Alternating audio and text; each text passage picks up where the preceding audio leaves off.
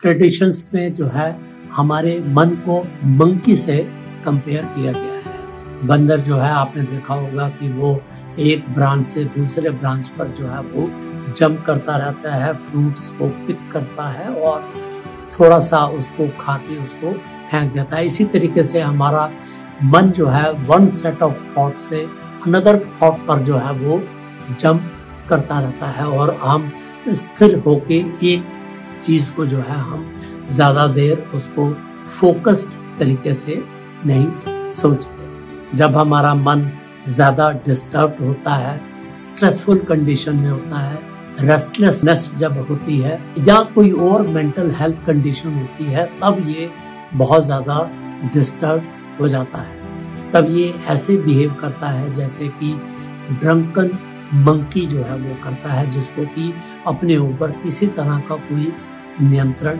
नहीं रहता। और यही वजह है कि हम नेगेटिविटी लूप में इतनी बुरी तरीके से फंस जाते हैं कि हम उससे निकल नहीं पाते। हमारा मन जो है वो नेगेटिव थॉट से ओवरफिल्ड हो जाता है।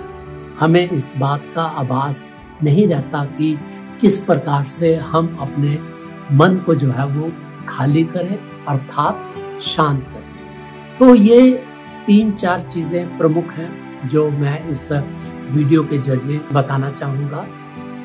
सबसे पहला है रिलैक्स्ड अवेयरनेस, कि हम उन थॉट्स के प्रति अवेयर हों जो हमको डिस्टर्ब कर रहे हैं। जो वो थॉट पैटर्न है उसको हमें बड़े केयरफुली एनालाइज करना चाहिए कि कौन कौन से ऐसे थॉट्स हैं जो हमारे मन के अंदर बार बार जो है वो आ रहे हैं, डिस्टर्ब हमको कर रहे हैं। तो ये बहुत जरूरी है। जिस समय भी आप ये रियलाइज कर लेंगे कि ये थॉट मुझको परेशान कर रहा है, उस थॉट की इंटेंसिटी जो है वो कम होने लग जाएगी। दूसरा है एक्सेप्टेंस, कि जहां हम परिस्थितियों को नहीं बदल सकते, उन्हें हमें रिएक्टिव नहीं होना चाहिए, बल्कि हमें चीजों को एक्सेप्ट करना चाहिए।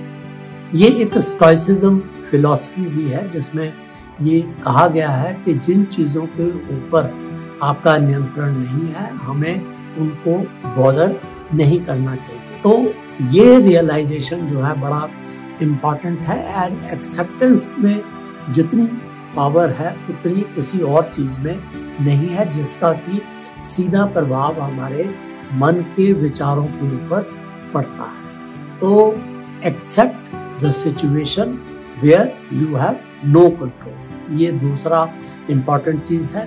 तीसरा जो है, हमें अपने आप को सेल्फ क्रिटिसाइज नहीं करना चाहिए, रिग्रेट नहीं करना चाहिए। हमें अपने मन के साथ एज ए फ्रेंडली बिहेव करना चाहिए। अदरवाइज जो है आप और ज्यादा डिस्टर्ब होंगे, आप और ज्यादा अपने विचारों से जो है वो विचलित हो जाएंगे। चौथा चीज है माइंडफुलनेस। जितना ज्यादा हम माइंडफुल होंगे, माइंडफुल का मतलब है कि प्रेजेंट में रह के चीजों को नॉन जजमेंटल तरीके से ऑब्जर्व करना। आपने भी रियलाइज किया होगा कि जो सफरिंग है वो प्रेजेंट में नहीं होती। प्रेजेंट में यदि आप चीजों को ऑब्जर्व करें, ये जो है पास्ट के थॉट्स या फ्यूचर की एंजाइटी की वजह से जो है ये सफरिंग होती है।